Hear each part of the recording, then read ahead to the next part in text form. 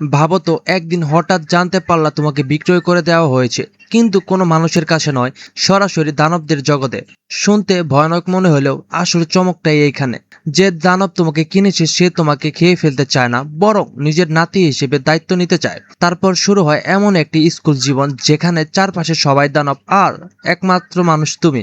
একটা ছোট ভুল হলে সবাই জেনে যাবে তোমার আসল পরিচয়।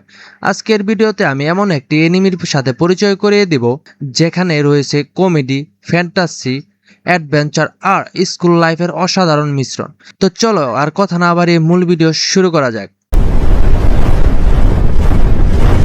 গল্পের প্রধান চরিত্রে আছে ইরুমা সুজুকি। ছোটবেলা থেকে তার বাবা মা খুবই দায়িত্ব জ্ঞানহীন। একদিন তারা টাকার বিনিময়ে ইরুমাকে একটি শক্তিশালী ডেমনের কাছে বিক্রি করে দেয়, কিন্তু সেই ডেমন, যার নাম সোলেমান, ইরুমাকে নিজের নাতির হিসেবে গ্রহণ করে। এরপর ইরুমাকে ভর্তি করে দেয় একটি ডেমন স্কুলে।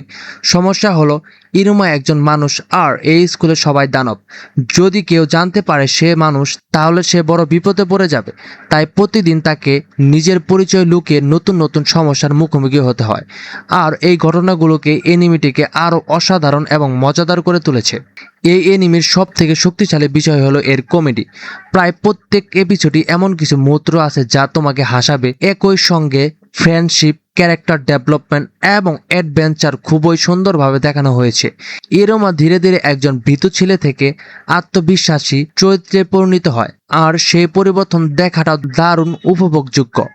আর এই এনিমেটির নাম হচ্ছে ওয়েলকাম টু ডেমন স্কুল ইরোমা-কুন। এখন পর্যন্ত এর আইএমডিবিতে রেটিং আছে 7.7 আউট অফ 10। তো বন্ধুরা, এই ছিল আজকের আমার ওয়েলকাম টু ডেমন স্কুল ইরোমা-কুন এনিমির সংক্ষিপ্ত পরিচয়। যদি তুমি এমন একটি এনিমে খুঁজে থাকো যেখানে হাসি, অ্যাডভেঞ্চার, ফ্যান্টাসি এবং দারুণ ক্যারেক্টার একসঙ্গে পাওয়া যায়, তাহলে এটি অবশ্যই একবার দেখে নিও।